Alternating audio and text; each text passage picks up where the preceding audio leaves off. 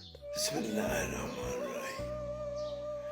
پیارے دوستو، اللہ تعالیٰ قرآن پاک میں فرماتی ہے کہ نماز قائم کرو، برائی سے روکو اور نیک کام کا حکم دو، اور اگر کوئی مشکل آ جائے تو صبر کرو، کیونکہ یہ اسلام میں یہ چیزیں جو انسان کر لیتا ہے وہ کامیاب ہو جاتا ہے۔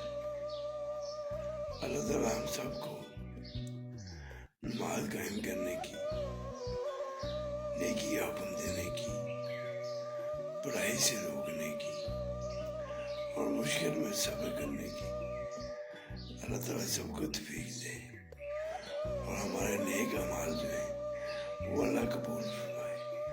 اللہ سب کو تندرستی دے۔